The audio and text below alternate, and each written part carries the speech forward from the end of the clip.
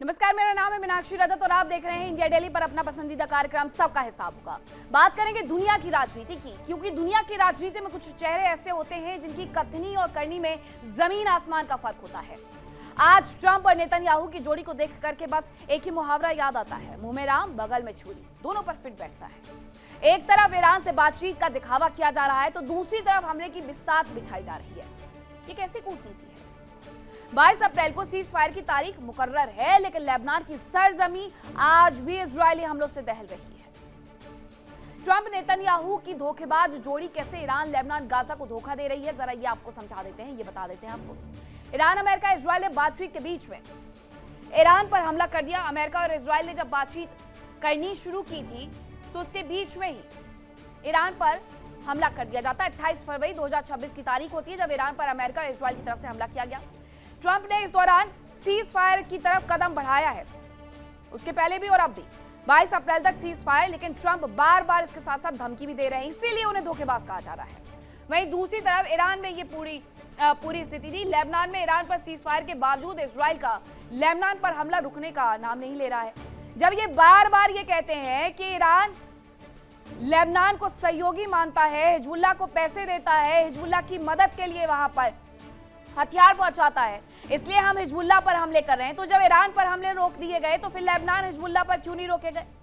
Lebanon पर Israeli हमले का डोनाल्ड ट्रंप दूसरी तरफ समर्थन भी करते हैं। वो कहते हैं कि बिल्कुल वहां पर हमले बंद नहीं होंगे। सीज फायर के बाद भी लेबनान पर हमले का ईरान ने विरोध किया। इजरायल और लेबनान के बीच शांति वार्ता अब तक बेनतीजा साबित हुई है, जो कि पिछले 2 दिन पहले ही हुई थी, वाशिंगटन में हुई थी 14 अप्रैल को।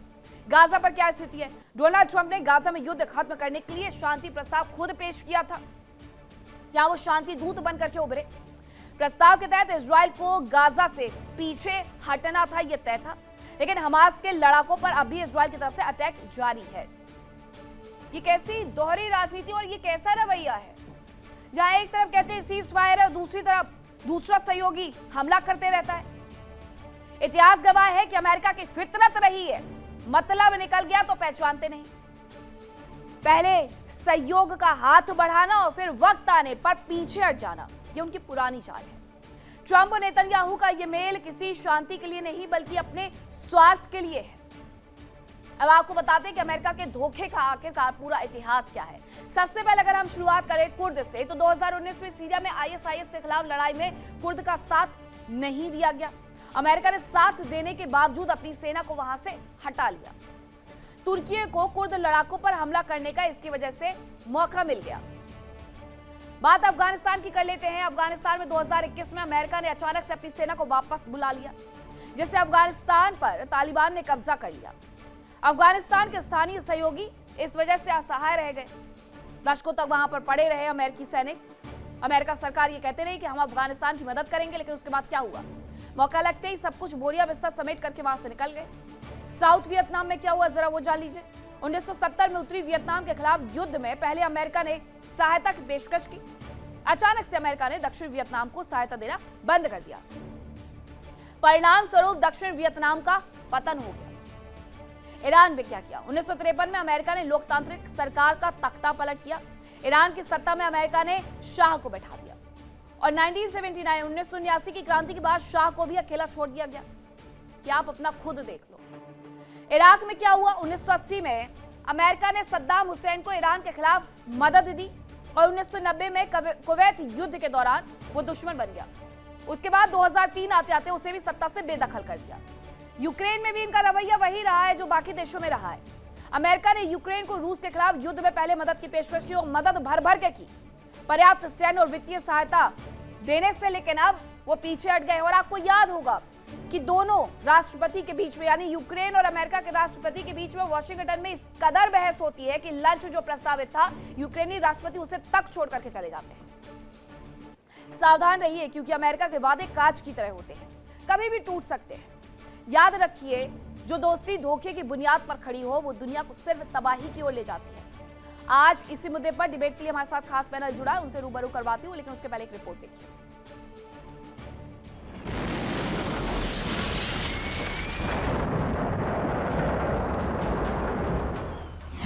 बोले गाजा, लेबनान, ईरान, ट्रंप और नेतन्याहू बेईमान।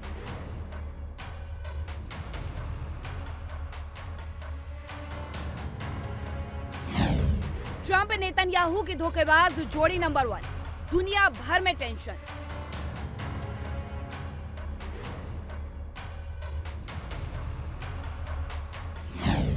ट्रंप का शांति वाला मुखौटा, गाजा ईरान पर पीस प्लान धोखा।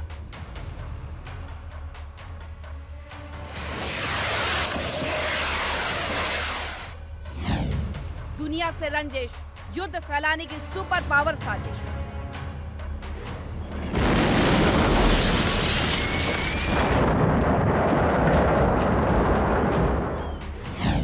ट्रंप की शांति पर बात, इजराइल का ईरान गाजा पर आघात।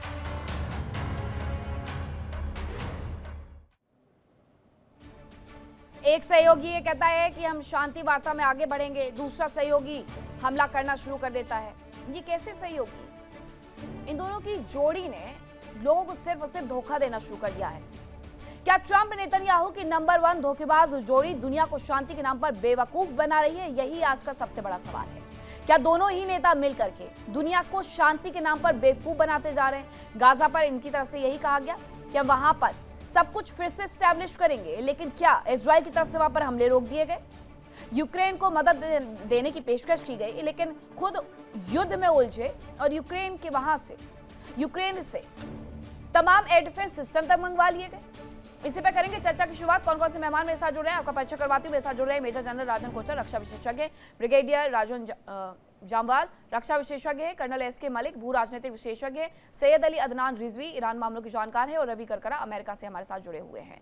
थोड़ी देर बाद हमसे जुड़ने वाले हैं, लेकिन सबसे पहले मैं आप ही से पूछना चाहूंगी मेजर जनरल राजन कोचर, ये किस तरीके की सहयोगी की भूमिका निभाते हैं? एक देश कहता है कि शांति वार्ता है, दूसरा देश कहता है कि हमें लेबनान से कोई लेना देना नहीं है, हिजबुल्लाह पर हम हमले करते रहेंगे। ठीक है, लेकिन हिजबुल्लाह को लेकर के जब दोनों देश ये कहते हैं कि ईरान हिजबुल्लाह का समर्थक है, हिजबुल्लाह ईरान का समर्थक है, तो फिर हमले दोनों पर क्यों नहीं रोके जा सकते? धन्यवाद मीनाक्षी, और जय हिंद आपको और को पैनलिस्ट को भी। पहले तो एक चीज हमको अपने माइंड में साफ कर लेनी चाहिए कि इजराइल और ईरान और हिजबुल्लाह का क्या एक रिलेशन है। और आप 1979 के बाद मैं आपको उसको लेके जाता हूँ इस सिनेरियो में। 1982 में हिजबुल्लाह का जन्म हुआ था, और 79 में आप जानते हैं कि एक ईरान रेवोल्यूशन हुई थी जिसमें शाह ईरान को निकाल के और आयतुल्ला खोमेनी आया था। 1982 के बाद जैसे आपका ये हिजबुल्लाह का आपका गठन होता है, तो ये IRGC की जो कर्ड्स फोर्स है उसको ये जिम्मेवारी दी जाती है कि आप एक ऐसी फोर्स ट्रेन करें जिनको हम एक्सेस ऑफ रेजिस्टेंस बोलते हैं आज, जिसमें आपका हमास भी शामिल है, आपका हिजबुल्लाह भी है, और आपका हौतीस भी है, और शिया मिलिशिया जो आपके इराक में है, और ये 5-6 ऐसे इनके ग्रुप्स बनाए जाते हैं। और इस ईरान अपनी ताकत और अपने प्रॉक्सीज के थ्रू इसको आगे लेके जाते हैं। कहीं पर भी अगर ईरान को हमला करना होता है, अगर कोई US का बेस है या सीरिया में कोई ऐसी चीज है या लेबनान में कहीं पर भी इजराइल में, तो वो इन एक्सेस ऑफ रेजिस्टेंस का इसको इस्तेमाल करता है। तो ये समझ लेना चाहिए व्यूअर्स को कि ईरान और हिजबुल्लाह में कोई फर्क नहीं।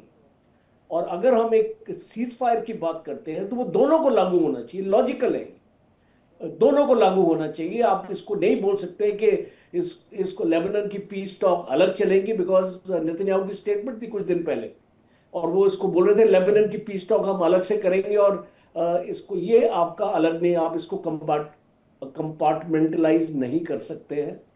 दोनों पीस टॉक्स को आपको इकट्ठा ही लेके आपको आगे जाना है। और आज की जो ग्राउंड रिपोर्ट है वो ये बताती है कि इजराइल ने साउथ लेबनान में अपना आर्मर्ड, अपनी इन्फेंट्री और अपना एयर तीनों इसको आक्रमण किए हैं। एटलीस्ट 1.2 मिलियन पीपल, तकरीबन 12 लाख लोग डिस्प्लेस हो चुके हैं। which is equal to 20% of the total population of Lebanon. और 2000 से ज्यादा लोग मारे जा चुके हैं। उनके जितने भी घर है और गांव है वहां पे उनको खंडर बना दिया गया है। और बहुत एक हाई इंटेंसिटी की लड़ाई इस लड़ी जा रही है। हिजबुल्लाह भी लड़ रहा है साथ में, ऐसी बात नहीं है कि उसका रेजिस्टेंस नहीं है। बट यहाँ पे तो जनरल मुनीर इसको ईरान अपना जा रहे हैं और फिर उसके बाद वॉशिंगटन पहुंच रहे हैं और एक स्टेटमेंट आप वॉशिंगटन से निकाल रहे हैं कि 2 दिन के बाद पीस टॉक होगी। ये किस टाइप की पीस टॉक आप कर रहे हैं? आपने अगर एक सीज फायर डिक्लेयर किया है तो वो लेबनान के लिए इसको लागू होता है और आई थिंक इजराइल इसका उल्लंघन कर रहा है। तो इसीलिए इसको मैं मानता हूं कि ये पीस टॉक्स कहीं नहीं जाएंगी जब तक नेतन्याहू उस लड़ाई को लेबनान में रोकता नहीं। बिल्कुल। ब्रिगेडियर जामवाल जी, ये जो पूरी स्थिति बनी हुई है, क्या उसमें ये इस तरीके से साठगांठ करके चल रहे हैं कि मैं एक तरफ घोषणा कर दूंगा कि युद्ध विराम हो गया है, तुम दूसरी तरफ युद्ध लड़ते रहना और फिर बाद में ये कह देना कि वैसे भी इस युद्ध विराम में हमने हिजबुल्लाह को नहीं गिना, लेकिन हमने हर उस वक्त पर हिजबुल्लाह को गिना जब जब हमने ईरान पर हमला किया, ईरान का सहयोगी कह करके। देखिए, पहले तो एक चीज क्लियर कीजिए, ये हिजबुल्लाह हूथी है क्या? Are they states? तो राजधानी है, जोग्राफिकल एरिया क्या है, मतलब ये की चीज क्या है? एक ब्रॉड टर्म बोलते हैं हम, नॉन स्टेट एक्टर्स। जिस प्रकार हमारे लिए लश्कर तैयबा, हिजबुल मुजाहिदीन, ये सारे हैं। आप मेरे को बताइए इनके और उनके बीच में अंतर क्या है? जो ये करते हैं वो हिंदू भारत में करते हैं सारा कुछ, ये इजराइल में करते हैं। 7 अक्टूबर का सबको पता है। तो अगर हमने जब हमला किया, हमने बोला हमने इनके टेररिस्ट कैंप उठाए, बाद में पाकिस्तान आर्मी आई तो हमने उसको भी ठोका। तो अगर वही काम इजराइल कर रहा है तो उसमें मोरालिटी ये सब कहां से आ गया? क्यों, मतलब कंपैरिजन मेरे को तो एकदम क्लियर है कि जिस प्रकार हमारे लिए वो है, इजराइल के लिए ये हमास होती है। They are not states, they are मतलब non state actor raised and supported by Iran. पहला पॉइंट क्लियर हो गया। दूसरा वाला, हम ये दूसरा मॉरलिस्टिक स्टैंड लेते हैं क्यों, कभी पीस की बात, कभी ये। यार ये नॉर्मल साइकोलॉजी है। अगर आप में से कोई स्पेशल फोर्सेस वगैरह में रहा है तो हॉस्टेज रेस्क्यू सिचुएशन में बताता हूं कि सबसे पहले क्या होता है। सबसे पहले आप बताते हो, जैसे ही पॉलिटिकल क्लियरेंस मिल जाता है, the first people to inform is the negotiator, because उसके बाद उसका काम झूठ बोलना शुरू हो जाता है। ही टेल द टेररिस्ट तुम्हारी सारी बातें मान ली, बिकॉज उसके बाद टाइम फ्रेम पता है, उसके लिए काउंटडाउन सामने घड़ी लगी है कि ठीक 15 मिनट बाद ये जिंदा ही नहीं रहेंगे, ये मतलब उसके बाद पूरा टाइम फ्रेम होता है, एचआर वगैरह सब पता होता है उसको आदित्य। तो उसका काम होता है 15 मिनट उनको उलझा के रखना। अब इसी काम को बड़े लेवल पे किया जा रहा है। जब भी उनको एक लॉजिस्टिक ब्रेक चाहिए या वो ब्रेक चाहिए, वो ये पीस टॉक का बहाना करते हैं। पिछले साल भी हुआ, ये भी हुआ। इसमें मोरालिटी कहां से आ गई? इसमें मोरल, और यही बात ईरान भी कर रहा है। ईरान को भी जब लॉजिस्टिक ब्रेक चाहिए तो मतलब लेट अस से कि भी इन चीजों को आपको थोड़ा समझने की जरूरत है। इनमें मोरालिटी घुसाने की कोशिश मत कीजिए। इंटरनेशनल रेशंस में अपने अपने इंटरेस्ट होते हैं, उसके सिवा कुछ नहीं होता। ये लोगों के बीच में मतलब ये मोरालिटी वगैरह, ये वहां पे भाषण ठीक लगते हैं, उस लेवल पे इनके भाषणों की कोई कीमत नहीं होती है। अभी ग्राउंड पे आप देखिए क्या हो रहा है। आज यूएस ने दूसरा फैसला ले लिया, हॉर्मुज को तो ब्लॉक का था ही था। आज उसने बोला कि अपने आप को हक दे दिया कि जो उसका शैडो फ्लीट है वो अगर हॉर्मुज से निकल भी जाए या ईरान से कोई पोर्ट है, वो दुनिया के किसी भी कोने में हो, हमारी फोर्सेस उसको बोर्ड कर सकती हैं। ये एक नया पत्ता है क्या? Now they virtually world policeman बन रहे हैं कि कल वो इंडियन ओशन के आगे कहीं भी डीप सी में होगा, वो हॉर्मुज से निकल गया, इनकेस वो नहीं पकड़ पाए, वो उसको ट्रेस करेंगे और वो जाके वहां पकड़ लेंगे। और उन्होंने पहले भी किया भी है वेनेजुला में, वो जो मतलब टैंकर शिप थे वो नॉर्वे के पास जाके पकड़े हैं उन्होंने। अब उन्होंने ऑफिशियली अपने आप को इसका मतलब बना लिया है कि हम ये करेंगे, ठीक है ना। तो आप अगर रोक सकते हैं तो रोकें, अगर चाइना रोक सकता है तो रोके। इसमें कोई मोरालिटी नहीं, कुछ नहीं है। वो अपना हित देखेगा, वो चाइना भी देखेगा मैं कहां तक मदद कर सकता हूं, और एंड ऑफ द डे रुकने के लिए वो भी एक कीमत मांगेगा जो उसको दी जाएगी। सो मतलब इस पूरे चीज में सबसे पहले सबके बीच में चाइना जिस तरीके से कूदा है आगे, चाइना ने, एसके मलिक जी, अब सीधे सीधे साउथ चाइना सी में ब्लॉकेट लगाना शुरू कर दिया है, तो क्या ये जवाब है या सिर्फ और सिर्फ फिलीपींस को परेशान करने के लिए लगाया गया, क्योंकि दुनिया भर का 33% व्यापार तो वहां से भी होता है? देखिए, सबसे पहले तो ये समझिए कि यूनाइटेड स्टेट्स की जो डिफेंस फोर्सेस हैं वो स्ट्रक्चर्ड हैं एज एक्सपीडिशनरी फोर्सेस, यानी कि वो दुनिया भर में, अमेरिका को में नहीं, दुनिया के किसी भी कोने में लड़ने के लिए उनको स्ट्रक्चर और ट्रेन किया गया है। China does not have an expeditionary force. उसका फोर्स लेवल, अगर आप उसके इन्वेस्टमेंट्स भी देखिए कि किस टाइप के प्लेटफॉर्म्स हैं उसके, वो एक्सपीडिशनरी नेचर नहीं है, बड़ी लिमिटेड एक्सपीडिशनरी कैपेसिटी है उसकी रीजनल लेवल पे, रीजनल साउथ चाइना सी और इन इलाकों में वो आके पैसिफिक, इंडियन ओशन या यहाँ अपनी पावर प्रोजेक्शन उस लेवल पे नहीं कर सकता आज की डेट में। कल का कोई पता नहीं कि कितनी बढ़ा ले, आज की डेट में जो काबिलियत है वो एक रीजनल एक्सपीडिशनरी फोर्स है। तो आप एक्सपीडिशनरी फोर्स और एक जो मतलब regional this thing, mostly coastal defence वगैरह के लिए जो एक फोर्स स्ट्रक्चर है उनके अंदर अंतर समझिए। तो वो जहां कर सकता है वो कर रहा है। जो मैं इस वक्त इंटरनेशनल सिचुएशन पढ़ रहा हूं कि चाइना के साथ बात हो रही है कि तुमको यहां से हटने का क्या चाहिए। नेचुरली वो अपनी बार्गेनिंग पावर बढ़ा रहे हैं, वो भी दुनिया के सबसे बड़े बिल्कुल बनिया सर, हैं, वो और उसी में बार्गेनिंग पावर प्रेशर बढ़ा डालने रहे के हैं, लिए। लेकिन खुद उनकी कुर्सियों पर ही खतरा मंडराने लगा है। खबर ये आ रही है कि अमेरिकी रक्षा मंत्री ने ईरान को एक और बड़ी धमकी दी है। अमेरिकी रक्षा मंत्री की तरफ से कहा गया है कि ईरान को गलत फैसला लेना भारी पड़ेगा। हेक्सेत ये कह रहे हैं, ये भी कह रहे हैं कि ईरान को बमबारी का सामना करना पड़ेगा। रक्षा मंत्री हेक्सेत ने ईरान को अल्टीमेटम दिया है, गोल्डन ब्रिज या बमबारी, ये उनकी तरफ से कहा गया है। एसके मलिक जी, ये जो बड़ी धमकी दे रहे हैं रक्षा मंत्री, खुद अपनी कुर्सी बचा पाएंगे या नहीं बचा पाएंगे? अब ये बड़ी बड़ी धमकी दे करके फिर तो ये सवालिया निशान लगा रहे हैं कि दूसरे दौर की जो पीस टॉक है वो हो भी पाएगी या नहीं हो पाएगी। मीनाक्षी जी, ये जितनी डेवलपमेंट है, देखिए अमेरिका की तरफ से ये प्रेशर टैक्टिक्स है, उसका हिस्सा है। क्योंकि अभी मुनीर साहब सुना है कि ईरान से बात करके शायद वॉशिंगटन जा रहे हैं। वो क्या लेके जा रहे हैं ये तो वर्ल्ड में अपने आप में एक डाके से ज्यादा मुझे लगता है बहुत ज्यादा कुछ नहीं है। क्योंकि पाकिस्तान के पास, मैं इसलिए पाकिस्तान से शुरू कर रहा हूँ क्योंकि चीजें आपस में लिंक्ड है।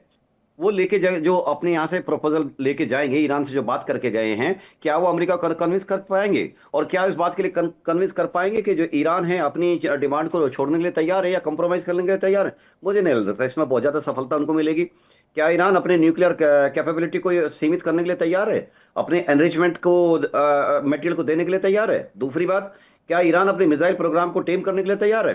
तीसरी बात, क्या वो इजराइल के वास्ते अपने हिजबुल्लाह, हुती, इन सबको, इनकी ऑक्सीजन कट करने के लिए तैयार है? अरे बेसिक चीज पे आइए, अमेरिका मान जाएगा। उनके एसेट्स को डिफ्रीज करना, उनके सैंक्शन को उठाना, ये बात तो मान लेगा वो। लेकिन असली जो कोर मुद्दे जहां से चले थे, जहां से युद्ध चला था 1.5 साल पहले, आज भी वहीं के वहीं खड़े हैं। इतना सारा एक तरह से नुकसान हो चुका है, ईरान के अंदर इतनी बमबारी कर चुके हैं, वहीं के वहीं मुझे लगता है इससे ज्यादा हम कहीं पढ़े ही नहीं है। क्योंकि कोई भी बात ऐसी नहीं। दूसरा, इन्होंने अपने मीडिएटर को चुना पाकिस्तान को, जिसकी ना तो कोई क्रेडिबिलिटी है, ना ही पास्ट में उसने ऐसा कोई एक हेनरी किसिंजर का केस, छोड़ दीजिए चाइना के साथ जब बातचीत में वो शामिल हुए थे पाकिस्तान, इसके अलावा उनका कोई ऐसा इंटरनेशनल रिकॉर्ड नहीं है कि उन्होंने किसी का भला किया हो।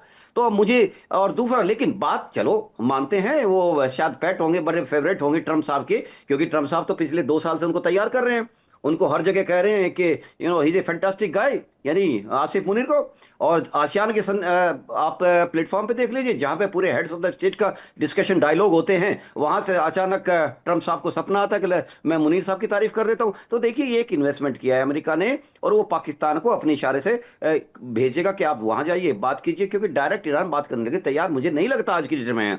हाँ, इतना जरूर है, अगर ईरान को अमेरिका का जो इकोनॉमिक घेराव है, उसका एनसर्कलमेंट है, उससे नुकसान जरूर पहुंचेगा। और वो अमेरिका कितना सफल होता है ये तब आएगा जब ईरान के अंदर से कुछ खबरें आएंगी। देखिए, हम यहाँ बैठे जो बात कर रहे हैं, या मीडिया में कोई भी ऐसी बात क्रेडिबल नहीं है कि जो ईरान के अंदर से यार सच में पता चले कि वस्तु स्थिति है क्या, कितना नुकसान हुआ है, या कितने लोग वहां पे प्रॉब्लम फेस कर रहे हैं। मुझे लगता है कि आज की डेट में जो ईरान से जो उन्होंने शर्तें लेके गए हैं, मुझे नहीं लगता इस पर बहुत जल्दी कोई बात बन पाएगी। बन जाए तो बहुत अच्छी, पूरे वर्ल्ड के लिए बहुत अच्छा है। लेकिन एक एंगल और मैं टच करना चाहूंगा। देखिए, लेबनान का, ये हम तब कह सकते हैं कि देखिए वो इनकी फीट पे छुरा भोंक रहे हैं, और ये मैं तब कह सकता हूं कि अगर इनिशियल राउंड वन टॉक्स का ये हिस्सा रहा हो, और क्योंकि अमेरिका कहता है कि ये उससे बाहर है, ये उसका हिस्सा ही नहीं था, ईरान कहता है ये उसका हिस्सा था, तो एक झूठ बोल रहा है, एक सच बोल रहा है। अगर ये हिस्सा था तो फिर तो इजराइल की बमबारी गलत है, अगर ये हिस्सा नहीं था तो इजराइल अपने मिशन में चल रहा है। मुझे लगता है कि ईरान को भी 2 कदम आगे बढ़ के इजराइल से बात करनी चाहिए, अपनी जो अप्रोच है उसमें थोड़ी फ्लेक्सिबिलिटी लाए, तो उनकी आधी मुसीबत कम हो जाएगी। जैसे ही आप हिजबुल्लाह को आप इतनी सारी की सारी एक तरह सपोर्ट दे रहे हो, इजराइल आज किसके बेस पे लड़ रहा है? कोई लेबनान के अंदर ताकत है उसको सपोर्ट करने की? नहीं। देखिए, मानना पड़ेगा हिजबुल्लाह ईरान का प्रॉक्सी है, और ईरान अपनी जो रेगुलर फोर्सेज उनको वहां नहीं भेज सकता इजराइल के खिलाफ एक्शन करने के इजराइल लिए। और अमेरिका दोनों स्वीकार कर रहे हैं, तभी तो ये सवाल है कि अगर आप उससे प्रॉक्सी मानते हैं तो फिर आप रुक क्यों नहीं रहे हैं? आपको रुकना चाहिए। आपने पीस टॉक में शामिल किया या नहीं किया? आपने हमला इसलिए किया क्योंकि आप उससे प्रॉक्सी मानते हैं, तो उनको वैसे ही रुक जाना चाहिए था। लेकिन रिजवी जी, जो ये बयान आ रहे हैं ईरान की तरफ से कि हिजबुल्लाह का हम समर्थन करते रहेंगे, हिजबुल्लाह के साथ हम खड़े हुए हैं, कहाँ साथ खड़े हुए हैं आप लोग? सिर्फ शब्दों से, जैसे रशिया और चाइना खड़ा हुआ था, या फिर कुछ करेंगे भी? जी, बहुत बहुत शुक्रिया मीनाक्षी जी, आपको और सारे पैनलिस्ट को सलाम है। मलिक साहब ने बहुत अच्छे से बयान कर दिया कि ऐसा नहीं कि सिर्फ ज़ुबान से खड़े हैं, हर लिहाज से वो लुबनान को और हिजबुल्लाह को अपना मानते हैं। एक साहब ने यहाँ पर जो है लुबनान को पाकिस्तानी आतंकी संगठन से मिला दिया, तो मैं बताना चाहूँगा कि बस फ़र्क यही है कि हिंदुस्तान की हुकूमत इन पाकिस्तानी आतंकी संगठन को आतंकी मानती है, लेकिन हमारे हिजबुल्लाह को वो आतंकवाद नहीं मानते हैं। वो अपनी ज़मीन के लिए लड़ाई लड़ रहे हैं, वो एक जो है ताकतवर तरीके से इसराइल को अपने मुल्क से ढकेल रहे हैं। जब जो है इसराइल आकर बैरूत में बैठ गया था, तो उसके बाद लबनान में हिजबुल्लाह बनी है कि जो अपने मुल्क की जमीन का दिफा कर रही है। मैं यहाँ से एक बात बयान करना चाहूंगा कि आप देखिए कि इस वक्त अमेरिका, और खासकर जो आपका असल सवाल है अमेरिका और इसराइल के आपस की जुगलबंदी कि जो इस वक्त विश्व में शांति नहीं होने दे रही है। लैंडसेट की जो खुद इंग्लैंड की रिपोर्ट है उसके मुताबिक 1971 से लेकर 2021 इस 50 वर्ष के दरमियान सिर्फ अमेरिकी सैंक्शंस की वजह से 3,80,00,000 लोग इस दुनिया में मारे गए हैं। आप उसके बाद देखिए अभी जब ये लड़ाई चल रही है तो इसने जो है अमेरिका ने ताइवान की जो चाइना के खिलाफ लड़ाई लड़ रहा है, ताइवान से अपनी तमाम तर थाड़, अपना तमाम तर डिफेंस सिस्टम वहां से उखड़वा के वापस लेकर चले आया और ताइवान को अकेले छोड़ दिया। कि जो आपका सवाल था कि जब मुसीबत अपने पर पड़ती है तो वो अकेला छोड़ देते हैं। साथ ही साथ आप देखें 2025 में जब 12 दिन की जंग हुई थी, तो जब एक नामनिहाद सीजफायर हुआ और ईरान ने कतर के अमेरिका के अल उदैद एयरबेस पे हमला किया और कहा कि अब सीजफायर कर लिया जाए, तो सीजफायर के 5 घंटे के बाद इसराइल जो है वो सीजफायर तोड़ता है और ईरान पर हमला करता है। जब ये खबर पहुंचती है अमेरिका के ट्रंप के पास, तो ट्रंप बाकायदा कैमरे के ऑन कैमरा इसराइल के नेतन्याहू को एफ की गाली बकते हैं और कहते हैं कि ये जो है सीजफायर नहीं चाहता है। और फिर इसी तरह से अगर मैं बताता चलूं कि 10 पॉइंट्स को बाकायदा ट्रंप ने ट्वीट किया कि हाँ इन 10 पॉइंट्स पर बात हो सकती है, तब ईरान पाकिस्तान गया। जब बात शुरू होने वाली होती है तो जो है हमला, तो जो हमला होता है। इजराइल वही कर रहा है जो वो पहले कर रहा था 2021 में, जो कर रहा था कि एक तरफ ईरान के साथ शांति वार्ता करने की अमेरिका कोशिश करता है, बातचीत करने की कोशिश करता है, दूसरी तरफ इजराइल लगातार लेबनान के ऊपर हमला करना शुरू कर देता है। राजन कोचर सर, ये कहा जाता रहा है कि वर्ल्ड वॉर 3 पानी के ऊपर ही होगा। सबसे पहले हॉर्मुज की बात करें, उस पर लगातार खतरा ही मंडराते जा रहा है। अल बाब मंडेब की बात करें तो हूती अलग से वहां पर बैठे हुए हैं कि हम इसे ब्लॉक कर देंगे। तीसरी तरफ अगर मलेक्का स्ट्रेट की बात करें तो इधर पर इंडोनेशिया के साथ मिलकर के अमेरिका उसे ब्लॉकेज करने की तैयारी कर रहा है ताकि चीन को घेर सके। चौथी तरफ चाइना भी कुछ ऐसी तैयारी करके बैठा हुआ है जिसने साउथ चाइना सी में ब्लॉकेज लगाना शुरू कर दिए हैं। ये पूरे विश्व के व्यापार को झकझोरने के लिए पानी का माध्यम ही क्यों चुनते जा रहे हैं? इस मीनाक्षी जी, एक्चुअली ये पानी का नहीं है, ये ट्रेड रूट्स हैं। बेसिकली सप्लाई चेन आपका जहाँ से आपका चलती है, और वर्ल्ड में 70 से 80% आपका जो आपका सप्लाई चेन है वो आपका सी बॉर्न है। वो इसको सी के रास्ते से जाता है, वो सबसे आपको सस्ता पड़ता है। अगर आप उसको बाय एयर भी ले जाएं और आपके पास रोड कनेक्टिविटी भी हो तो आप नहीं कर पाएंगे, और उसके वॉल्यूम्स भी बहुत, उसकी कैपेसिटी भी बहुत हाई होती है। जो आपके टैंकर्स होते हैं वो कई टन्स आपका सामान आपका लेके जाते हैं। तो ये एक ट्रेड वॉर की तरफ जा रहा है, एक इकोनॉमिक की इसको लड़ाई की तरफ जा रहा है, और इसको आपको एक उसके साथ एक्चुअली जोड़ना चाहिए। दूसरा इंपॉर्टेंट देखिए, अभी हम इसको ह्यूमैनिटेरियन की बात कर रहे थे। अब मुझे बताइए, आपने गजा में 72,000 आपने लोगों को मारा है, और उसमें अगर आप उसमें हमास की अगर पॉपुलेशन देखें तो 10-15 हजार से ज़्यादा नहीं है। इसका मतलब आपने बच्चों को भी स्पेयर नहीं किया, आपने इसको महिलाओं को भी स्पेयर नहीं किया, और आपने ये इसकी आड़ में आपने जेनोसाइड किया है। तो हमास का एक्शन जस्टिफाई नहीं हो सकता है, ये मैं मानता हूं, बट इजराइल का एक्शन भी जस्टिफाई नहीं हो सकता। दूसरा, इसको नेतन्याहू एक बहुत इसको ओपन स्टेटमेंट देते हैं, there is no question of to state. इसका मतलब वो अपने माइंड में ठान लिया है कि इसको पैलेस्टीनियंस को कोई भी स्टेट उनको नहीं देना है। और इसीलिए अगर हम इसको वेस्ट बैंक में देखें, और 7 अक्टूबर के बाद मेरे पास कुछ स्टैटिस्टिक्स हैं, वेस्ट बैंक में तकरीबन 1500 पैलेस्टीनियंस मारे गए, और जो जू सेटलमेंट्स हैं वो आपके जो पिछले एक साल में वो ऑलमोस्ट 30% इंक्रीज हुए हैं।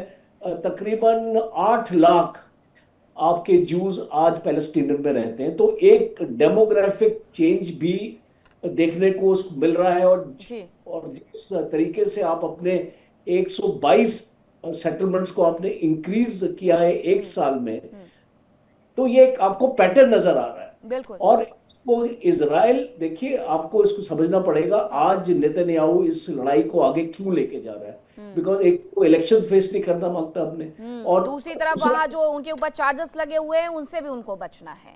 खबर आ रही है कि ईरान की मदद के लिए यूएन अब आगे आ गया है। ईरान की मदद के लिए यूएन ने बड़े राहत पैकेज का ऐलान कर दिया है। ईरान को 111 करोड़ की आर्थिक मदद उसकी तरफ से मुहैया करवाई जा सकती है। नागरिकों तक राहत पहुंचाने के लिए ये धनराशि दी जाएगी ताकि वहां पर लोगों को मदद मिल सके। रिजवी जी, अभी तक तो ईरान यूएन को लेटर लिखते रहा कि जो हो रहा है सही नहीं हो रहा है। फिर ईरान को अचानक ईरान लेटर जब लिख रहा था यूएन को, तब उनकी तरफ से कोई प्रतिक्रिया नहीं आई यूएन की तरफ से, बल्कि ये तैयारियां की जा रही थी कि वहां पर परमाणु अटैक किया जा सकता है, जैसा कि एक अधिकारी की तरफ से इस्तीफा देकर के ये आरोप भी लगाए गए थे। अब यूएन को अचानक से ईरान की याद कैसे आ गई? जी, ईरान को यूएन की याद नहीं आई है। बस ये मैं बहुत ही साफ कहना चाहूँगा कि ये ईरान की अपनी 47 साल की तैयारी है कि जिस तरह से ईरान ने रिटेलिएट किया है, जवाब दिया है, अमेरिका को समझाया है और दुनिया में अपनी आकर एक ताकत दिखाई है अपनी मजलूबत के साथ साथ। वरना जो है क्यूबा का जिक्र नहीं आता है, वेनेजुएला का जिक्र नहीं आता है। अगर यही ईरान जो रिटेलिएट ना करता और खामोश बैठा रहता, अपनी ताकत का इस्तेमाल ना करता, तो आज ईरान का हाल भी वेनेजुएला वाला होता, क्यूबा वाला होता, और कोई उसको पुरसाने हाल कोई पूछने वाला ना होता। क्यों आपको अब मिस करने लगा है? यूएन को बहुत सारी चिट्ठियां भी तो लिखी गई थी ईरान की तरफ से, तब तो कोई दखलंदाजी नहीं की गई। जी, आप देखिए मीनाक्षी जी, इस वक्त जो है दुनिया में जो इकोनॉमिक टेरर चल रहा है, इस वक्त ईरान का $120 बिलियन जो दुनिया पर उधार बाकी है, वही ईरान मांग रहा है, ईरान को नहीं दिया जा रहा है। तो ये यूएन की तरफ से जो इस वक्त सहानुभूति आपको नजर आ रही है, इस वक्त ईरान का जो डेलीगेशन है वो यूएन में मौजूद है, मुस्तकिल बहस चल रही है और ये बताया जा रहा है कि हमारा कितना नुकसान हुआ है। और इस एक तरफा जंग में कि जब हम नेगोशिएशन के टेबल पर बैठे हुए थे, और ये पहली बार नहीं दूसरी बार होता है कि जब हम पे हमला होते हैं और 1,25,000 के आसपास नॉन मिलिटेंट एसिड्स तबाह होती हैं, जिसमें 500-600 स्कूल्स हैं, जिसमें हॉस्पिटल्स हैं। तो जाहिर सी बात है कि यूएन की जिम्मेदारी बनती है कि वो इस पर कोई कार्रवाई करे, वरना फिर उनके ऊपर भी सवाल उठने लगेगा और उन पर इश्काल होने लगेंगे। बिल्कुल, अब तैयारियां जरूर की जा रही हैं, लेकिन देखना होगा कि ये कितनी कारगर साबित होती है। ज़ेनिया बहेल हमारे साथ जुड़ गई हैं अमेरिका से। ज़ेनिया, अभी अगर अमेरिका की तैयारी की बात की जाए तो अमेरिका हर वक्त युद्ध में क्यों उलझा रहता है? क्यूबा से भी खबरें आ रही हैं कि क्यूबा की तरफ भी वो आगे बढ़ सकते हैं। ईरान इजराइल वाला मुद्दा सॉल्व हो नहीं रहा है, लेबनान को लेकर के मुद्दा सॉल्व हो नहीं रहा है, अब दूसरे देश की तरफ भी जाने की तैयारियां की जा रही हैं। आप अपना प्रश्न दोबारा दोहराएंगे प्लीज? आपकी आवाज बीच में कट गई थी। ज़ेनिया, मेरा सवाल ये है कि अमेरिका बार बार युद्ध में क्यों उलझता है? क्यूबा की तरफ भी आगे बढ़ने की खबरें आ रही हैं, ईरान के साथ वैसे ही उलझा हुआ है। देखिए, सबसे पहली बात है कि it depends on strategic interest, लेकिन हमारे प्रेसिडेंट डोनाल्ड ट्रंप काफ़ी अनप्रेडिक्टेबल हैं। उनके जो इरादे हैं, अभी तक ईरान के साथ युद्ध की जो वजह है वो अभी तक पता नहीं चली है। फॉर द मोस्ट पार्ट कहा ये जा रहा था कि it was to obliterate their nuclear program, also target their naval bases, their military capabilities. लेकिन ऐसा वो काफ़ी हद तक ख़त्म हो चुके हैं. हमने ईरान की न्यूक्लियर फैसिलिटी को ऑलरेडी ही लास्ट ईयर टारगेट किया था, लेकिन ऐसा लग नहीं रहा है कि वो एक ही वजह थी कि US went to war with Iran, right? Our allies didn't support it. NATO does not support it. NATO is not willing to support us in furthering this war with Iran. वहाँ पे प्राइसेस ऑयल की इतनी बढ़ रही हैं, तो जो हमारे प्रेसिडेंट की वजह है ये सब करने की, वो हमेशा अनक्लियर रहती है. वो ठीक ढंग से बताई नहीं जाती. I mean this administration is not entirely that transparent कि वो एग्जैक्टली बताए कि क्या इरादे थे. तेल का कंट्रोल वो तो काफ़ी हद तक हमने स्ट्रेट ऑफ हॉर्मूज को ही कंट्रोल कर लिया, वहाँ पे ब्लॉकेड शुरू कर दी थी.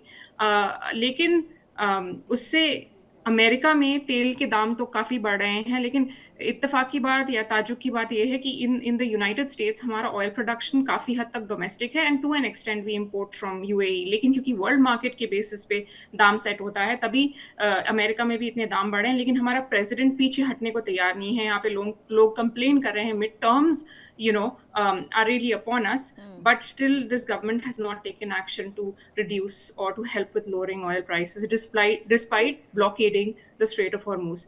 तो क्यों अमेरिका ये करना चाहती है, क्या करना चाहती है? It's always unclear with this administration.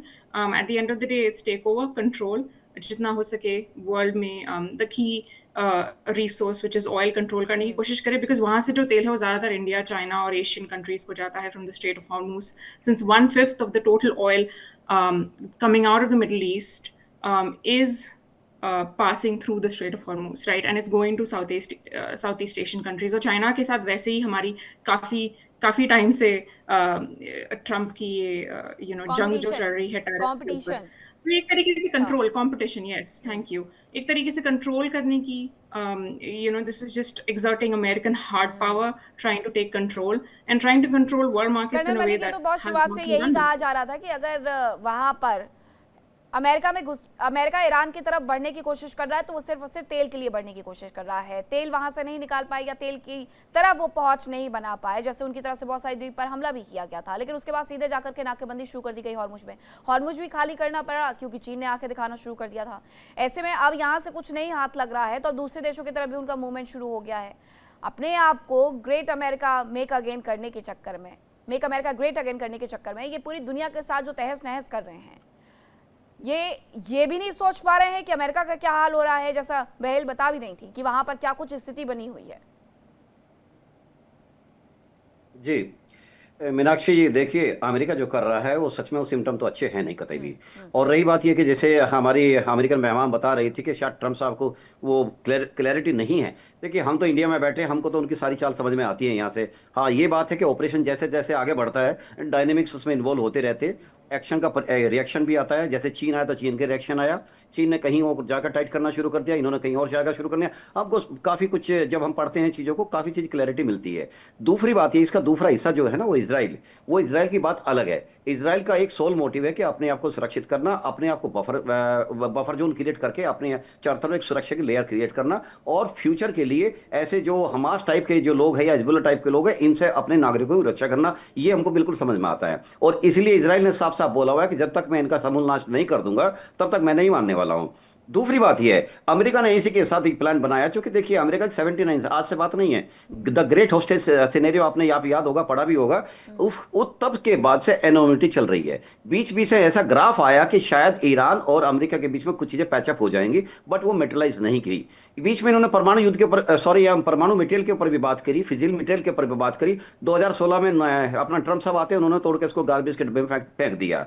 कहानी ये होती है कि ना ही ईरान बच करता है ना ही अमेरिका बच करता है. अमेरिका का दूसरा मेन ये था कि खाड़ी के देशों में जो GCC कंट्रीज है उनके हित को कैसे प्रोटेक्ट करना.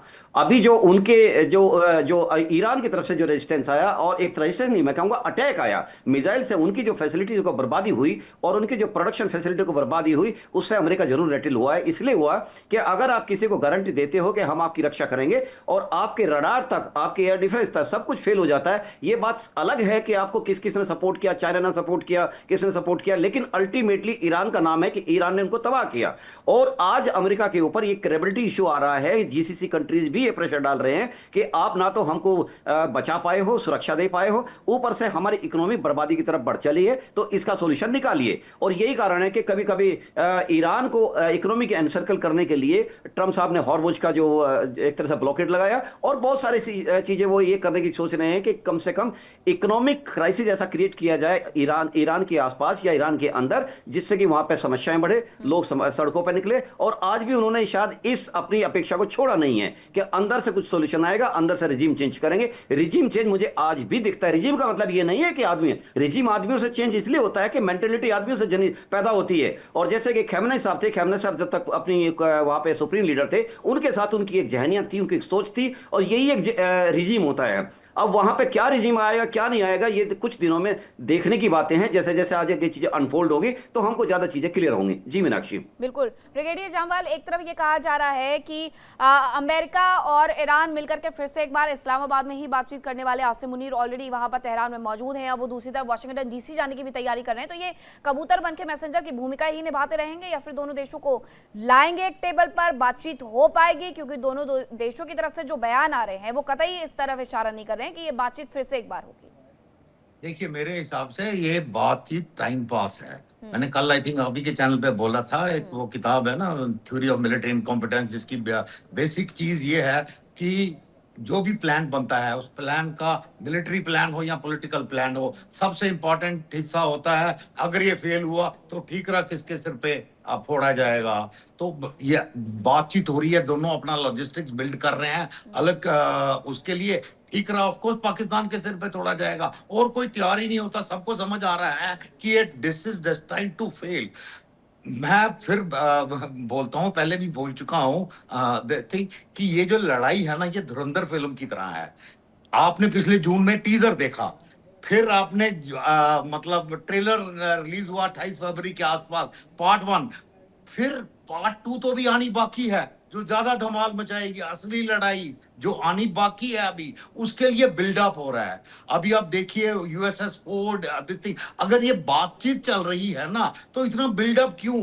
आप जहाजों को ट्रैक कीजिए, कितने जहाज आ रहे हैं, कहां से आ रहे हैं, और कितना बिल्डअप हो रहा है। उस बिल्डअप के लिए टाइम मतलब जितना चाहिए उतना टाइम गेन करना है। वो नेगोशिएटर को बताया गया है कि भैया तुम टाइम पास करो जब तक हम उसके लिए आना है। ये पार्ट 3 पार्ट 2 आएगा, और ये और लंबा चलेगा।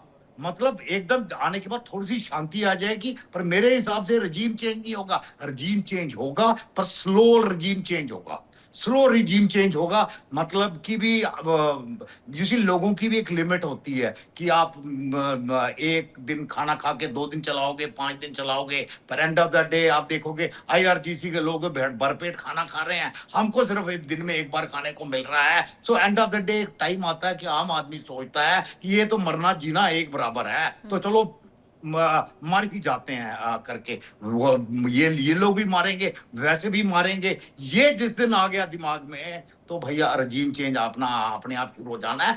IRGC भी इसीलिए लड़ रहा है, उनको पता है कि आज अगर रजीम चेंज हुआ, इनका हाल गद्दाफी और सदाम हुसैन से कहीं बदतर होना है, कहीं बदतर होना है। लोगों ने घसीट के सड़कों पे मारना है। आप आई होप आपके कुछ ईरानियन कॉन्टेक्ट्स हो, तो ईरान के अंदर नॉट एफिलिएटेड विद द रजीम, जो आम लोग हैं, उनसे अगर आप कभी बात कर सको तो वो अपना व्याख्या बताएंगे कि किस हाल में जी रहे हैं। अभी से नहीं, पिछले कई सालों से मतलब या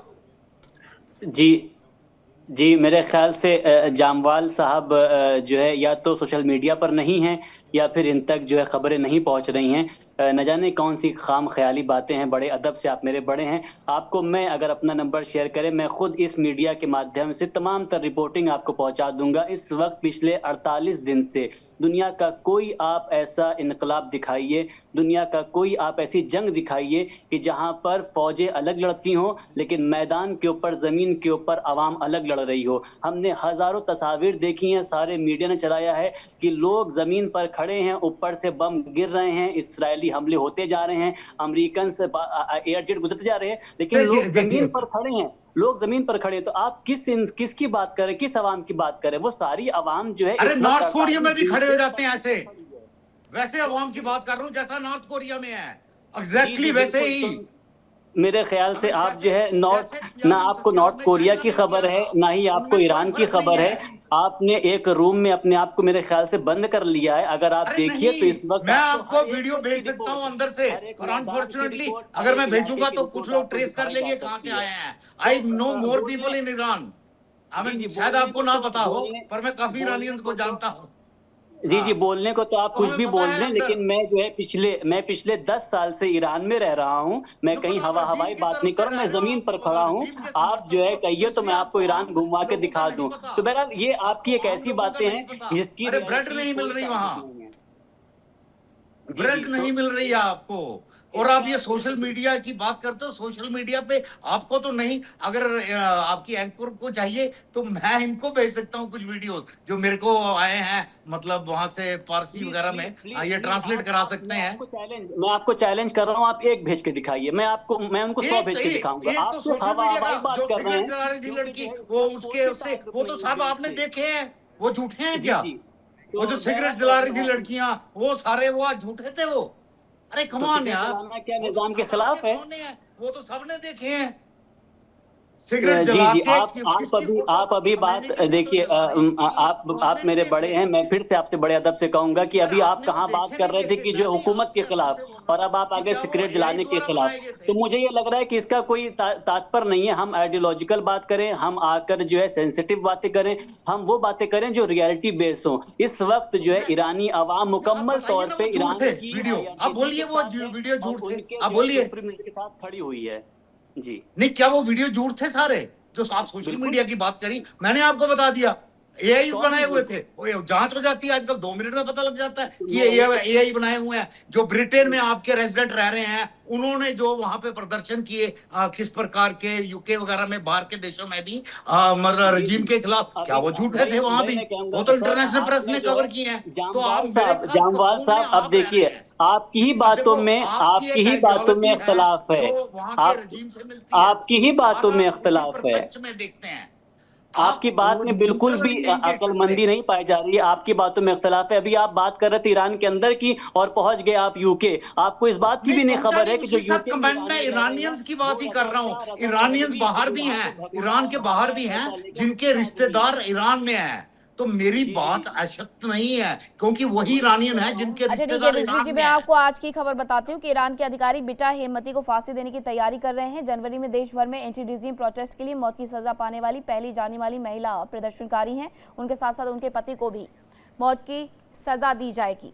तो ये अभी जब इतनी सारी चीजें चल रही हैं, बाकी प्रदर्शनों में पहले ही लगभग 1600 लोगों को मौत की सजा सुनाई जा चुकी है। एक तरफ ईरान के ऊपर इतना बड़ा संकट मंडरा रहा है, संकट एकदम घर के बाहर खड़ा हुआ है, कभी भी घर के अंदर दाखिल हो सकता है, और आप अपने ही लोगों को अगर फांसी की सजा सुनाते रहेंगे कर्नल एसके मलिक, तो फिर ऐसी चीजें निकल नहीं पाएंगे। फिर इसी बात के तो फायदा उठाया जा रहा है अमेरिका की तरफ से। अमेरिका की तरफ से यही तो कहा जा रहा है कि अपने लोगों के साथ अच्छा व्यवहार नहीं कर रहे, अच्छा सलूक नहीं कर रहे, इसलिए हम उन पर हमला कर रहे हैं। वो बातें तो फिर बाद में आनी शुरू हुई कि अब परमाणु हथियार नहीं बनाने हैं, अब मिसाइल्स नहीं बनानी है, रिजीम चेंज करना है, कट्टर हैं, ये तमाम बातों को इसी तरीके से आधार बनाया गया ना। मीनाक्षी जी, 2-3 पॉइंट रखता हूं, और मेरे ख्याल से अपने पॉइंट के बाद मैं एक बड़ा इनोसेंट सा सवाल रिजी साहब से पूछना चाहूंगा, जो बेसिक सा है। देखिए, क्या होता है कि आप किसी समस्या के या तो समाधान चाहते नहीं हो, और समाधान चाहते हो तो आप आपकी जड़ तक नहीं बात कर रहे हो। समस्या जब तक समझ नहीं आएगी तब तक आप क्या समाधान ढूंढोगे। और जब तक समाधान अगर आप समझना चाहते हो तो आपको बेसिक्स पे आना ही पड़ेगा। और वो ये है कि आप ये बताइए कि ईरान का, जो मुझे समझ कहती है, जितनी मेरी थोड़ी बहुत पढ़ाई लिखाई है, वो ये कहती है कि ईरान सिर्फ एक विरोध करता है इजराइल का, कि जी ये यहूदी है और फिलिस्तीन के साथ ये नाइंसाफी कर रहे हैं, इसलिए हम इनको सुनिए, आप सुन लीजिए, दीजिए जवाब दीजिए। मैं आपसे चाहूंगा, आप ज्यादा जानकार हैं वहां की ईरान के अंदर की है, तो मैं आपसे रिक्वेस्ट करूंगा। मुझे ये लगता है कि मुझे बताइए कि क्यों ईरान ऐसा कहता है कि इस यहूदी को, इजराइल को जमीन पे एग्जिस्ट करने का अधिकार नहीं है। मेरी समझ ये है कि जितने पिछले 50 साल से आप देख लीजिए, जितने मुस्लिम कंट्री है सबने इजराइल के टॉपिक का एक तरह से दोहन किया है, एक्सप्लॉइट किया है। कोई नहीं चाहता कि इजराइल का मुद्दा सुलझे। वहां को एक हथियार, एक टूल के रूप में वो जिंदा रखना चाहते हैं, जिससे उसके दम पे वो फिलिस्तीनियों को या फिर बाकी मुस्लिम कंट्री को इकट्ठा कर सके और उस झंडे के नीचे करके खुद उसके लंबरदार बन सके और इस झगड़े को जिंदा रख सके, क्योंकि इसके दम पे एक इकोनॉमी चलती है। इकोनॉमी क्या चलती है? ईरान भी उसमें से 4 कंटेंडर में से एक कंटेंडर है जो मुस्लिम वर्ल्ड के पूरे उम्मा बनना चाहते हैं, चौधरी बनना चाहते हैं। देखो, चौधरी बनना बहुत अच्छा लगता है, बट ये महंगा है साहब, है ये कोई सस्ता खेल नहीं है, क्योंकि इसमें बहुत कुछ गंवाना पड़ता है और बहुत कुछ झेलना पड़ता है। देखिए, जहां से तुर्की है, जहां ऑटोमन एम्पायर के वो अपने लेगेसी पाते हैं, ऊपर से सऊदी अरब जो कहते हैं कि हमारा धर्म यहां से शुरू होता है। तीसरा चीज है, आपको मैं बाद में लेता हूं, तीसरा कहता है पाकिस्तान एक नया चौधरी खड़ा हो गया। वो ये कहता है कि पूरे मुस्लिम कंट्री के अंदर तो एटॉमिक पावर तो मैं ही हूं, इसलिए मैं लीड करूंगा मुस्लिम वर्ल्ड को। अब आता है ईरान एक नो डाउट एक हजारों साल पुरानी एक बहुत ही रिच सभ्यता है और जिसका पूरी दुनिया में इस हिसाब से आदर है। लेकिन आपने ऐसा क्या हुआ 79 के बाद इजराइल से ऐसी दुश्मनी ले ली कि यही तो मुद्दा है। अगर आप इजराइल के साथ अपने कुछ चीजें पैचअप कर लो तो मेरे ख्याल से आपकी आधी चीजें सॉल्व होने के दरवाजे पर खड़ी हो जाएंगी। तो आप जो इजराइल नहीं, मैं जवाब दूं सर? 1 मिनट दे दीजिए। जी आपसे ही मांगो, मैं आपसे रिक्वेस्ट किया है। दूसरी चीज ये है कि देखिए, कहानी ये है, फिलिस्तीन के लोगों को कितना मरवाया गया, तरह तरह की मुस्लिम शासकों ने, जो जनरल जिया उल हक थे, जो ब्रिगेडियर थे, आराम से 25,000 लोगों को मरवा के आ गए। अभी ईरान के अंदर क्योंकि खबरें अपुष्ट हैं तो ऐसा माना जाता है कि 20 से 30,000 के बीच में लोगों को मार दिया गया। आप इजराइल का मानना बिल्कुल गलत है, बिल्कुल सही बात है। किसी भी युद्ध का ये शुरुआत, ये मैं नहीं मानता कि जब एक युद्ध शुरू होता है कि जी हमने तो मात्र 5 मारे थे, आपने 50 क्यों मार दिए। देखिए, जब ऑपरेशन शुरू होता है वो ऑब्जेक्टिव के साथ शुरू होता है और जो लार्जर पॉलिटिकल ऑब्जेक्टिव होते हैं उसके लिए मिलिट्री ऑपरेशंस लॉन्च किए जाते हैं और उसके अंदर डैमेज बहुत ज्यादा होता है। किसी का ज्यादा होगा, किसी का कम होगा, निश्चित रूप से ह्यूमन लॉस। जी, मैं जवाब दे तो टाइम वरना खत्म हो जाएगा। खत्म कर रहा हूं रिजवी साहब, मैं खत्म कर रहा हूं। तो मेरा कहना यह है कि ईरान के अंदर जो एक तरह से ह्यूमन राइट लॉसेज है, वहां की वुमेन पावर के साथ इतने ज्यादा वो रखे हुए, हमें आप उस पर एजुकेट करें और ये बताएं कि क्यों नहीं ईरान की वहां के जो लोग हैं, सत्ता पे काबिज लोग हैं, क्यों नहीं उनको देना चाहते, क्यों मारते इतने लोगों को वहां पर। जी, सबसे पहले तो मैं ये बता दूं सर कि इस वक्त जो है ईरान की तस्वीर दुनिया के सामने है कि जिस तरह से वेस्टर्न मीडिया के हम लोग प्रोपेगेंडे में छुपे हुए हैं, इतना हमारे पर प्रभाव है। ईरान की वुमेन लिटरेसी रेट 98+% है।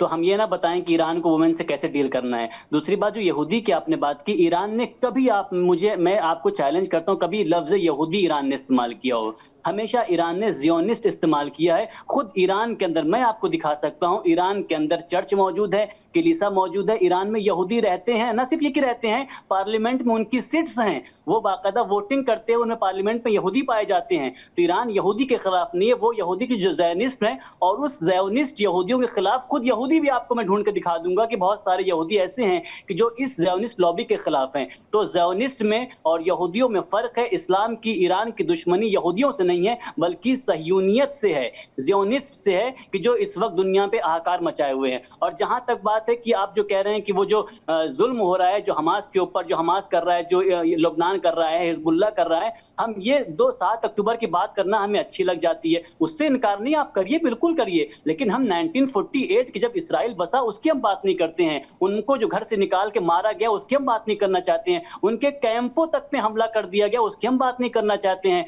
लबनान में जब बैरूत तक घुस गई इसराइल तो उसकी हम बात नहीं करना चाहते। तो मेरा ये मानना है सर कि हम लोग जो है वेस्टर्न मीडिया के प्रोपेगेंडों की वजह से सिर्फ वही बोलना चाहते हैं जो वेस्टर्न बुलवाना चाहता है हमको, वरना वुमेन की बात कर लें तो वुमेन उनकी खेल जा पा रहा है ना रिजवी जी, कहाँ जा पा रहा है मीडिया, इसलिए तो नहीं आ रहे हैं फोटो और वीडियोस।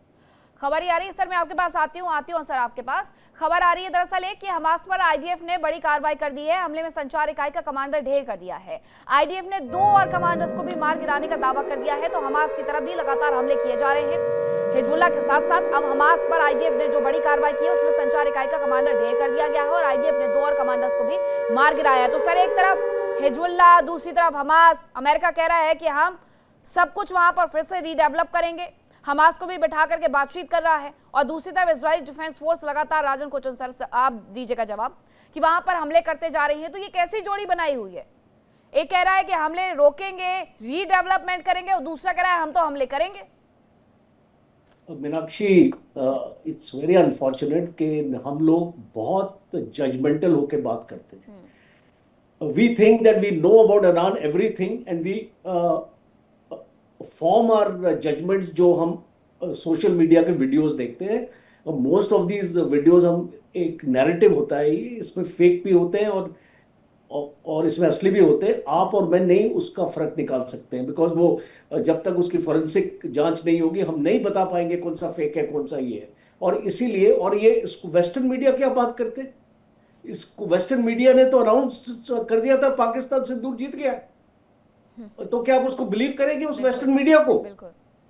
बिकॉज वो आपके देश के अगेंस्ट चल रहा है, और अगर वो ईरान के अगेंस्ट चल रहा है तो आप बोलते हैं वेस्टर्न मीडिया तो ऐसे ही। सी, वो पूरा आपकी जो यूक्रेन की लड़ाई है, आपने शुरू में देखा यूक्रेन और रशिया की लड़ाई, वेस्टर्न मीडिया ने क्या किया था, इसको बता रहा था कि यूक्रेन लड़ाई जीत रहा है। और अभी भी मैं इतने सारे इंटरनेशनल प्रोग्राम में जाता हूं जहां पे अमेरिकन भी होते हैं, और वो भी एक ब्रेन वॉश की तरफ इसको बोलते रहते हैं कि Russia is losing the war in Ukraine. Can you imagine this kind of miss information of ये जो मीडिया। और जो इस ईरान के जो गेस्ट है ना, मैं to a large extent I am in agreement with him, because why I am actually saying in agreement with him is कि आप इसको ईरान का, इन स्पाइट ऑफ सैंक्शंस, जो सैंक्शन आपने ईरान में लगाए थे, आप इस ईरान की डेवलपमेंट देखो। ईरान में उनके 99% उनकी जो औरतें हैं वो आपकी लिटरेट हैं। इसको भारत के साथ भी हम कंपेयर नहीं कर सकते जितनी लिटरेसी ईरान में है। दूसरा, टेक्नोलॉजी की बात करो, उनकी जो यूनिवर्सिटीज हैं, उनके जो साइंटिस्ट हैं, उनका जो प्रोग्राम है वो इतना सिस्टमैटिक है, और वो इतनी इसको मेहनत और शिद्दत के साथ काम करते हैं, और इसीलिए आज वो अमेरिका का मुकाबला कर पा रहे हैं। कोई ऐसा देश नहीं है जो अमेरिका का मुकाबला कर सकता है, चाइना भी नहीं कर पाएगा। जिस तरीके से ईरान ने मुकाबला किया, वो अपनी तैयारी करके आए हैं, 20 साल से कर रहे तैयारी, और इसीलिए वो 40 दिन की लड़ाई के बाद भी टिके हुए हैं। और इसीलिए प्रेसिडेंट ट्रंप वांट्स एग्जिट। और मैं आपको बताना चाहता हूं, हम इसको पाकिस्तान पाकिस्तान करते रहते हैं, let us give the devil it's due. इसको पाकिस्तान और इंडिया के रिलेशंस खराब हो सकते हैं, और इसलिए हमको अच्छा नहीं लगता जब हम इसको पाकिस्तान के बारे में सुनते हैं कि वो पीस प्रोसेस करा रहे। At least he is doing something good for the whole world, we need to acknowledge that. और इसको दूसरा एक चीज मैं आपको बता दूं, Trump is in a hurry to exit this war, and this war is not going to escalate. और जो ये आप शिप्स की बात करते हैं, इधर ये शिप आगे वो शिप आगे, it is a show off force. हम इसको फौज में एक साइकोलॉजिकल वॉरफेयर की तरफ भी लेके जाते हैं, हम एक स्ट्रेटेजिक सिग्नलिंग भी बोल सकते हैं इसको। दुश्मन को जब आप डराना चाहते हैं तो आप इसको ऐसी हरकत करते हैं।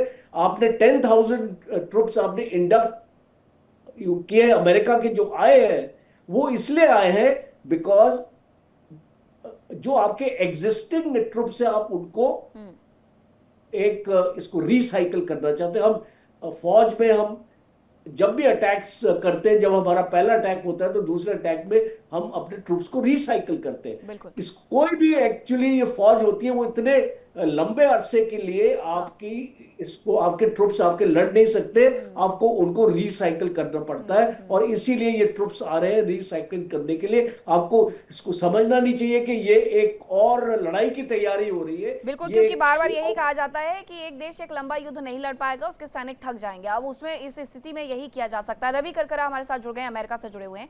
रवि, जरा ये बताइएगा कि क्या सब कुछ पीठ एक्सेट पर डाल करके, महाभियोग प्रस्ताव ला करके, उन पर सब कुछ डालकर, उनकी कुर्सी खिसका करके डोनाल्ड ट्रंप अपने आप को बचाने की कोशिश कर रहे हैं कि ईरान में जो स्कूली गर्ल्स पर हमला हुआ, स्कूल पर जो हमला हुआ, उसमें गलती पीठ एक्सेट की थी, यहां तक कह दिया गया? देखिए, ट्रम्प का एक बहुत क्लियर जो है एक तरीका है, वो हमेशा जब वो किसी दिक्कत में आते हैं तो वो किसी और के ऊपर वो ब्लेम करके निकलने की कोशिश करते हैं। और ट्रम्प को ये पता है कि उनकी जितनी भी स्ट्रैटेजीज रही हैं, चाहे वो ईरान के साथ उन लोगों ने जो है अभी किया है और टैरिफ के साथ किया है, वहाँ पे सब कुछ मिसफायर हो रहा है। तो ट्रम्प अभी सिर्फ अपने को बचाने की कोशिश कर रहे हैं, क्योंकि उनको पता है कि जो वो बहुत बुरी तरीके से फंस चुके हैं। और यहाँ पे सिर्फ डेमोक्रेट्स नहीं, अब रिपब्लिकन्स भी उनको बार बार उनके ऊपर सवाल उठा रहे हैं कि आपको ये करने की क्या ज़रूरत थी। और आपने देखा है कि अभी गैस प्राइसेस जो है अमेरिका में वो बढ़ने वाली है। अमेरिका में इन्फ्लेशन जो है वो भी बढ़ने वाली है। तो एक अपने ही वो अपने आप ही उन्होंने अपना चक्रव्यूह बनाया और उसमें बुरी तरह से फंस चुके हैं। आपने बॉन्डी को भी देखा, उनको भी निकाला गया, अब यहाँ इनके पीछे पड़ गए हैं। तो बेसिकली ये एक कहते हैं ना कि कागज का जो किला है वो अब तहस नहस अपने आप ही हो रहा है। और ठीक है रवि, आपका फ्रेम चला गया है, लेकिन रिजवी जी यही तैयारी की जा रही है कि अब ईरान से किसी तरीके से बाहर निकला जा सके और उसके साथ साथ सब कुछ किसी और पर डाल दिया जाए। रवि फिर से हमारे साथ जुड़ गए हैं, एक बार फिर से मैं उनके साथ समझना चाहूंगी कि क्या तैयारियां अमेरिका में की जा रही हैं, उसके बाद रिजवी जी आपसे रिएक्शन लेती हूँ। जी, मेरे को आपकी आवाज़ एक्चुअली क्लियर नहीं है, अगर सवाल आप दोबारा पूछें, सॉरी। बिल्कुल बिल्कुल, आप बताइए कि अमेरिका में आखिरकार क्या कुछ चल रहा है, अमेरिका क्यों इतना फड़फड़ा रहा है कि इस युद्ध से किसी तरीके से बाहर निकले। देखिए, बिल्कुल जो मैंने बोला है कि वो जो है मिड टर्म्स की वजह से वो बिल्कुल फड़फड़ा रहे हैं, क्योंकि उनको पता है कि सामने राइटिंग ऑन द वॉल कहते हैं अंग्रेजी में, कि मिड टर्म बहुत ज़्यादा पॉसिबिलिटी उनको हारने की। इसका मतलब होगा कि उनकी इम्पीचमेंट होगी, और ये जितनी भी पॉलिसीज हैं, चाहे वो टेरिफ हो, चाहे वो ईरान को वॉर को लेके है, चाहे यूक्रेन को लेके है, नेटो को लेके है, ये सब कुछ जो है बैकफायर कर रही हैं। और यही मैं आपको कह रहा था कि जो मार्केट है वो बार बार ट्रम्प को कह रहा है कि आप कर क्या रहे हो, क्योंकि अल्टीमेटली चाहे आप क्रिप्टो से पैसा बना रहे हैं, चाहे आप दूसरे मीन से पैसा बना रहे हैं, ये सब कुछ जो है ये बार बार खुल के निकल के आ रहा है। सबसे बड़ी जो उनके लिए समस्या होगी कि उनका खुद का रिपब्लिकन बेस जो है, और वो बिल्कुल एक्सट्रीम राइट विंग का जो बेस है, जो उन्हें आपने देखा है कि जीसस क्राइस्ट के साथ उन्होंने अपने आप को कंपेयर किया है, तो वो जो है वो बेस पहली बार बहुत स्ट्रांगली क्रिटिसाइज कर रहा है ट्रम्प को कि ये बिल्कुल अनएक्सेप्टेबल है। तो आई थिंक जो आने वाले महीनों में आप देखेंगे बड़ी क्लियरली कि पॉपुलैरिटी में उनका बिल्कुल तहस नहस हो रहा है। और अगर इन्फ्लेशन हिट करती है और साथ साथ में गैस प्राइसेस, जिसके बारे में वो वेनेजुएला को लेके बड़े ही उत्साहित से, वो क्लियरली अगर वो बैकफायर करेगा तो मिड टर्म जो है वो बिल्कुल गिरेगी। और अभी लेकिन बहुत अमेरिका क्या ज्यादा कोशिश करेगा कि इजराइल के खिलाफ जाकर के वो तमाम एक्शन ले, क्योंकि इजराइल तो लगातार एटीएम की तरह अमेरिका का इस्तेमाल करते जा रहा है कि गोला भी ले लो, बारूद भी ले लो, यहाँ वहां जाकर के बरसा भी दो। एक तरफ ट्रम्प ये तैयारी करते हैं कि हम गाजा में जाकर के रीडेवलपमेंट करेंगे, दूसरी तरफ इजराइल जाकर के वहां पर सब कुछ तहस नहस कर देता है। माना तो यही जा रहा था कि ईरान का जो पूरा युद्ध है वो दरअसल इजराइल को लड़ना है, लेकिन अमेरिका सहयोगी की भूमिका में है, तो अमेरिका नाराज कर पाएगा इजराइल को। अमेरिका इसराइल के साथ एक तरीके से फंस चुका है, क्योंकि वही है कि किसी और के कंधे पे आप जो है बंदूक रख के चला रहे हैं। पर सबसे ज्यादा नुकसान जो मेरे हिसाब से है वो पेट्रो डॉलर पे होगा। जो पेट्रो डॉलर एक इकोनॉमिक जो एक पूरा सिस्टम बना हुआ है, जिसका मेन उदाहरण 1971 में जब बोला गया था कि हम पेट्रो डॉलर जो है, क्योंकि हम आपको सहयोग देंगे, चाहे यूएई है चाहे सऊदी है, वो जो है वो एक मिथ एक तरीके से ब्रेक हो चुका है। तो आप देखेंगे आने वाले टाइम में सऊदी, यूएई, कतर और बाकी जो देश हैं वो पेट्रो डॉलर से अपने आप को हटाएंगे। और हमने ऑलरेडी वो देख चुके हैं पिछले 2 सालों में कि सऊदी और चाइना में, युआन में फॉर एग्जांपल ट्रेड हुआ, ये सारा आप देखेंगे। और मुझे लगता है आने वाला ब्रिक्स का जो समिट है इंडिया में जो होस्ट होगा, वो बहुत ही एक वाटर शेड मोमेंट होगा, जहां पे पहले ब्रिक्स करेंसी के बाद। तो अमेरिका का सबसे बड़ा दिक्कत यही रहती है कि उनको जब भी पेट्रो डॉलर के साथ किसी ने भी उसके खिलाफ कोई भी चीज की, तो उनको वो लगता है कि ये हमारा सिस्टम गिरने वाला है। तो मेरे हिसाब से वो टाइम आ गया है। जो दुनिया जो है वो पुरानी नहीं रही, 1971 की दुनिया नहीं है, ये 2026 की है, और दुनिया काफी कनेक्टेड है। तो ये सारे जो उन लोगों ने पेतरे जो किए मैं हैं जाते जाते वो एक एक्सपोज हो रिएक्शन गए हैं। ईरान की तरफ से भी चाहती हूँ। रिजवी जी जरा ये बताइएगा कि जो कुछ शर्तें बार बार मानने से अमेरिका इनकार कर रहा है, क्या उस पर ईरान बैकफुट पर जाएगा, पीछे हटेगा, या फिर अभी भी जिद वाली भूमिका में रहने वाला है चाहे सब कुछ तबाह हो जाए। जी बिल्कुल मीनाक्षी जी, ईरान को इस बात का इल्म है कि सारा मामला, सारा खेल जो है वो तेल का, ज़मीन का इसका नहीं है। वो अमेरिका के ट्रंप ने आकर बहुत ही क्लियरली अपनी एक बेवकूफ़ी की और आकर वो बता दिया कि हम चाहते क्या हैं, और वो क्या है, अनकंडीशनल सरेंडर। न सिर्फ तेल की बात है, हर एक चीज़ पे वो चाहते हैं कि बिल्कुल नतमस्तक हो जाए ईरान। वो नहीं होने वाला है, चूंकि पहल अमेरिका ने की है हमले की। ईरान अपनी शर्त पर सीज फायर करेगा। ईरान को नहीं पड़ी है, मैं यहाँ से बताता चलूँ आपको, मैं चूंकि 10 साल ईरान रहा हूँ, अभी मेरा ईरान से राब्ता है, मेरी वापसी की फ्लाइट थी, नहीं जा पाया। इस वक्त जान फिदा कैंपेन चला है ईरान के अंदर। 2.5 करोड़ लोगों ने आके रजिस्ट्रेशन करवाया है, अवाम की, जिसमें औरतें, बच्चे, बूढ़े सब शामिल हैं, जिसमें मैं IRGC की बात नहीं कर रहा हूँ, अवाम की बात कर रहा हूँ, कि जो इस बात को चाहती हैं कि हम अपने, अगर ट्रूप्स आते हैं जमीनी तो हम लड़ने को तैयार हैं। तो ना अवाम का प्रेशर है, ना जो है उनके पास मिसाइल्स की कमी है, वो अपनी 10 शर्तों से पीछे हटने वाले नहीं है। लेकिन उस तरफ देखेंगे आप, इसराइल बाकायदा, इटली ने अपना डिफेंस सिस्टम इसराइल से खत्म कर लिया है। बाकायदा अमेरिका के सेनेटर्स जो है वो जाके प्रस्ताव पास करने के लिए तैयार हैं कि हम इसराइल जो है, इसराइल को अमेरिका डिफेंस एड क्यों पेश करता है, क्यों देता है। तो इस वक्त अमेरिका के ट्रंप साहब बिल्कुल घिर चुके हैं। अब इनके पास 2 रास्ता है, या वो सीज फायर करके 10 शर्तें मान के अपनी साख बचाकर निकल जाएं, या फिर ये कि इसराइल के पिट्ठू बनकर वो इस जंग में उलझे रहें। अब देखना होगा कि आगे क्या होता है। क्या दोबारा से ये बातचीत की जो पेशकश है वो हो पाएगी, दोबारा से बातचीत पर ये दोनों देश सहमत होकर के उसके बाद शर्तों पर मान पाएंगे या नहीं मान पाएंगे, या फिर दुनिया अभी आगे भी दोनों का विश्व युद्ध देखने वाली है। बहुत धन्यवाद आप सभी का मेरे साथ जुड़ने के लिए, चर्चा का हिस्सा बनने के लिए। फिलहाल वक्त एक छोटे से ब्रेक का है, कहीं मत जाएगा, खबरों का सिलसिला लगातार जारी है। इंडिया डेली अब आपको स्मार्ट टीवी पर भी मौजूद है। इंडिया डेली 24/7 अब इन सभी प्लेटफॉर्म पर लाइव है।